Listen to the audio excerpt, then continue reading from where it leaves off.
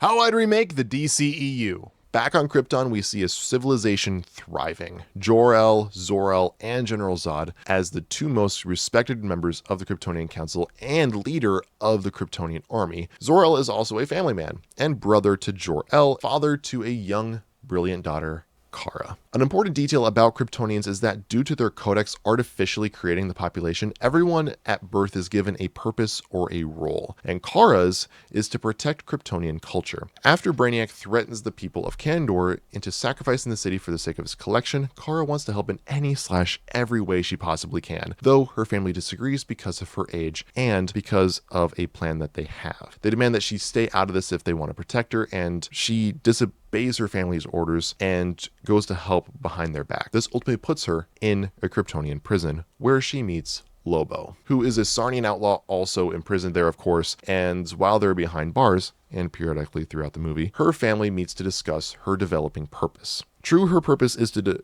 protect Kryptonian culture. The family also could predict the heat death of the planet, and without Brainiac, this is supposed to be within about a 10 to 12 years or so, but if Kandor is taken, it's gonna be a lot quicker. While back in the prison, Kara and Lobo start realizing that their goals are aligning. Lobo wants to help because Brainiac already took Sarnia for his collection, and Lobo wants vengeance. And so they end up breaking out of prison, finding Lobo's cosmic cycle, and ride to face off against Brainiac while escaping Kryptonian police. While aboard the Brainiac ship, Kara and Lobo are quickly defeated by Brainiac and are sent to live in the living exhibit on his ship. And while all this happens, Brainiac is stealing the city of Kandor. And all this happens just before the events of Man of Steel, which would take place on Kryptonopolis, not Kandor. This Council of Krypton escapes Kandor for Kryptonopolis for a temporary safety from Brainiac's invasion. Before the death of Krypton, Kara's family sent a final one-way message out to Kara, a message that informs Kara about the death of Krypton and conveys their love for her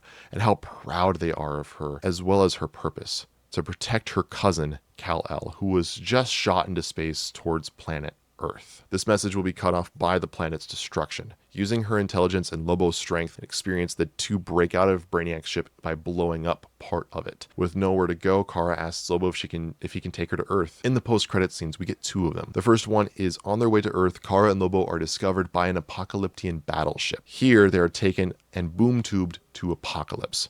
And then in the second post-credit scene, Kara is taken to be put into the orphanage by Desaad to be looked after by Granny Goodness, when he notices that she is Kryptonian and is taken directly to Darkseid. Using her DNA, Desaad then heads to the ship that Kara used and starts the creation of the abomination Doomsday.